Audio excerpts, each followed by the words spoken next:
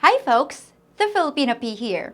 And today I'm going to talk about something that affects every single person that decides to relocate to the Philippines.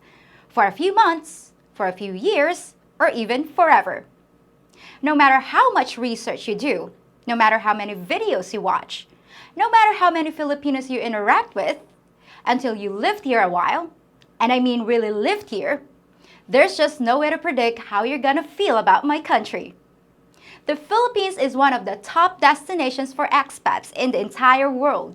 But although 42% of the people who move here intend to stay forever, less than 30% actually do. Why the difference? Well, the best I can do is to try to give you an accurate representation of life here, so that you don't build up some fairy tale version in your head. That's my job here on YouTube. So now I'm gonna give you my best advice for answering the question, are you gonna survive life in the Philippines? Just a sec. Before we get started, I have a favor to ask. See that thumbs up icon right below the screen? And see that red word that says subscribe and the little bell next to it? It'll take you literally 2 seconds to hit those 3 buttons. By doing so, you'll help the performance of this video and my channel. So if you want me to succeed, that's the best way to help me. You don't even have to pause the video to do it. It'll cost you nothing, and you have my thanks in advance. Now, where were we?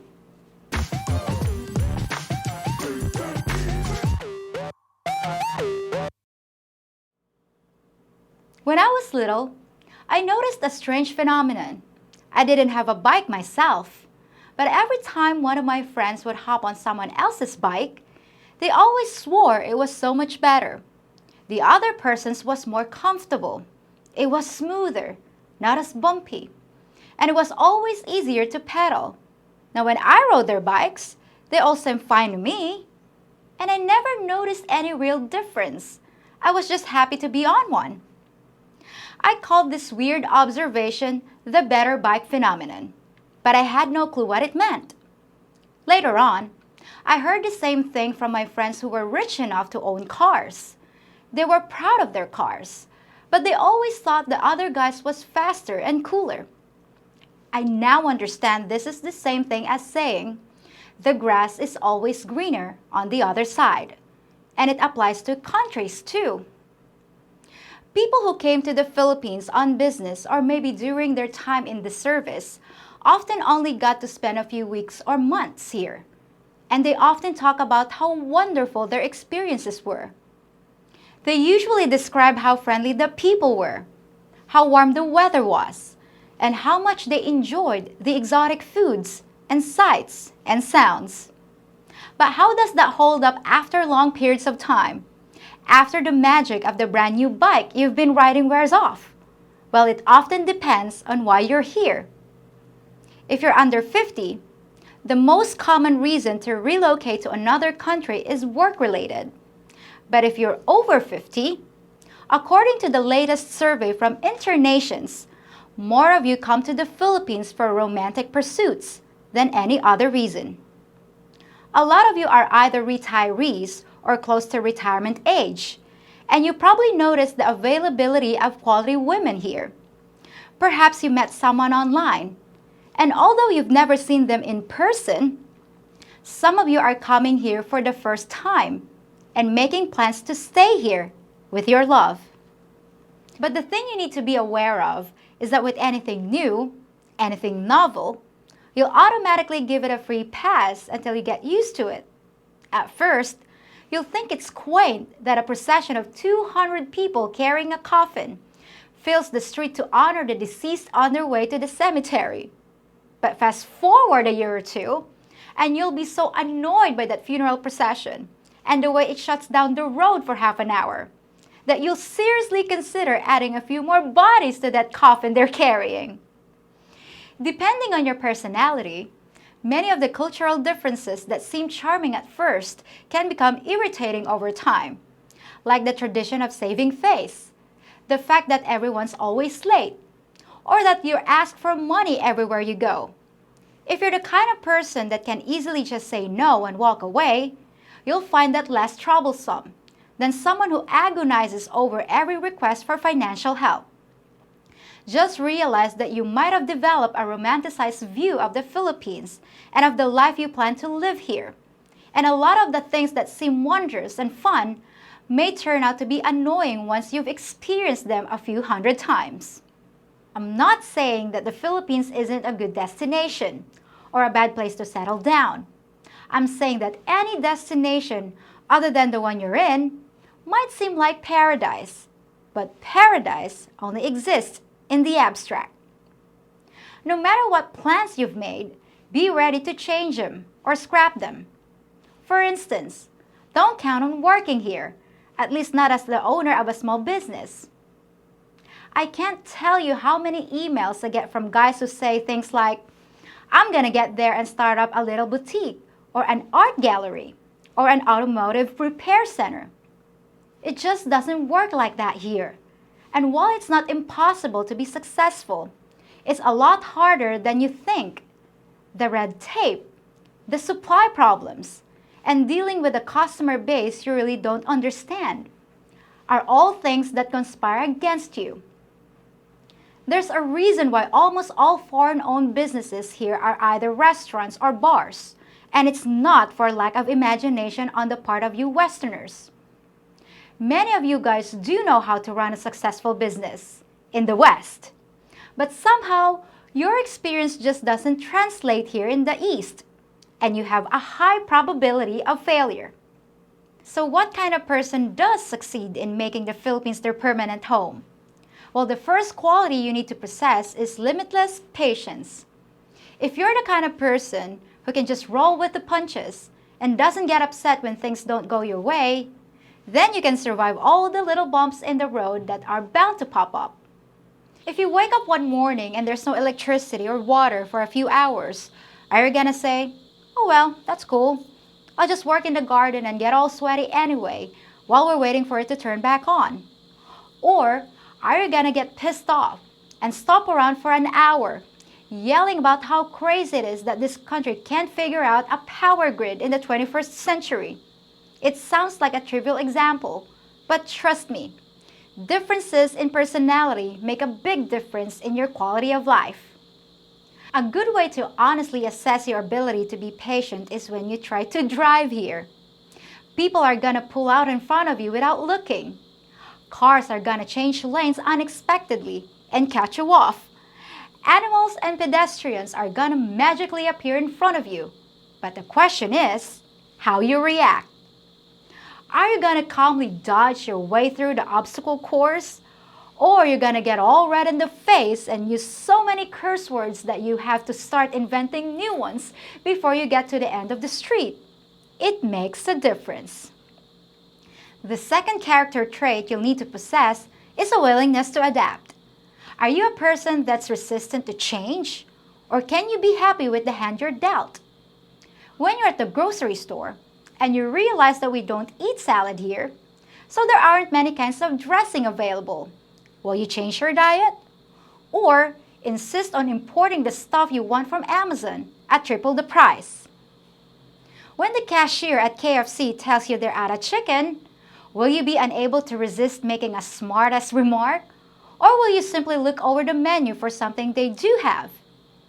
Is it gonna bother you that you'll probably never have things like central AC, a vacuum cleaner, or a garbage disposal ever again? Can you really adapt to the way of life here? Or will you do it so grudgingly that every day is a struggle? Every errand leads to a frustration, and every meal ends with a complaint. It makes a difference. And the final quality that'll make your adventure here a success is the ability to enjoy the little things. Are you an adrenaline junkie who constantly has to have new experiences 24/7 and can't stop moving long enough to cast a shadow? Well, there's certainly some things to do here. Don't expect the round-the-clock entertainment that you might be used to. Hopefully, you can be perfectly happy with an amazing sunset, the laughter of a child, and a loving smile from your partner. Life is generally slow here, with a lot of repetition. The trick is to keep repeating the little things that make you happy.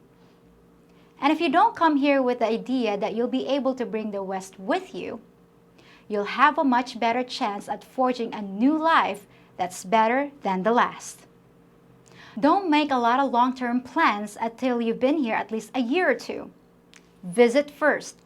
Stay here a while. Then decide where you want to live and how you want to structure your life, your family, and your finances. Because it rarely works out like you think it will, even if you and your Filipina think you have it all sorted. And always have an out. Set aside an emergency fund that's enough to purchase a ticket back to the West if you need it. Believe it or not, there are more foreigners than you might think who are trapped here without the funds to get home after their carefully laid plans fell through. It's interesting to note that if you do decide to go home after living in the Philippines a while, things might not be as great as you remember. According to the BBC, expats returning to the West often go through reverse culture shock, and they realize that once again, the grass is not always greener. But if you choose to give it a try here, hopefully you have the kind of personality that will allow you to thrive in your adopted home. The Philippines is a paradise in many ways. It just might not be the paradise you think it is, in the ways you imagine it to be. Best to keep an open mind, with as few preconceived notions as possible. The Philippines will change you, but you cannot change the Philippines. I'd like to hear from you folks that have lived here and how your impressions of the Philippines changed over time. How long did it take you to get homesick? And what took you the longest to accept about living here? Do you plan to go back to your country? Or is the Philippines now your permanent home? There are many people watching this video that are considering a move and would benefit greatly from your experiences. So let them know what to expect in the comment section below. Well, that's it for today, but I'll be back next time with something that'll surprise you and make you laugh. Till next time, folks. Hey, hon, where are you? You left the house a couple hours ago. Yeah, I know. I've been stuck behind a funeral procession for 45 minutes. Then I hit one of those huge potholes and had to fix a flat tire. And now they shut the road down in one direction because of construction. Again. I've only made it a few feet. Huh? A few feet? Oh yeah, I see you. Hello. Why is everything so hard to do here? This is just ridiculous. Well, hon, you know you can't make big plans to get a lot done here in the Philippines. Big plans? I'm just picking up the laundry. Look, hon, I'm not sure I can take this much longer. I actually like having electricity to brew hot coffee in the morning, a reliable internet, trash that gets picked up on time, and restaurants that actually have food. Maybe this place just isn't for me. I hear you, hon. Tell you what, why don't you just forget about the laundry? We'll get it tomorrow. Turn around and come home, and I'll make lumpia for lunch. And afterwards, I'll rub your feet, while I'll remind you about all the wonderful things about this country. Now that sounds like heaven. I'm on my way. See you in a few hours. Yep, see you in a few hours. If you think about it, I'm kind of like your own personal genie. Every week, I fulfill 2 of your wishes when I bring you magical content about life and culture in the Philippines and explain the differences between East and West. If you appreciate my efforts, all I ask is that you hit the thumbs up button on this video, subscribe to my channel, and tap the notification bell so you can see what I've conjured up next. And if you're really feeling like a generous master, feel free to share this video with friends and visit my Patreon page as well. And now, for that 3rd wish, you have only to ask, and it's my pleasure to make it come true. What did you wish for? Master. I don't think I can do that, and Mrs. Master would not be happy about it.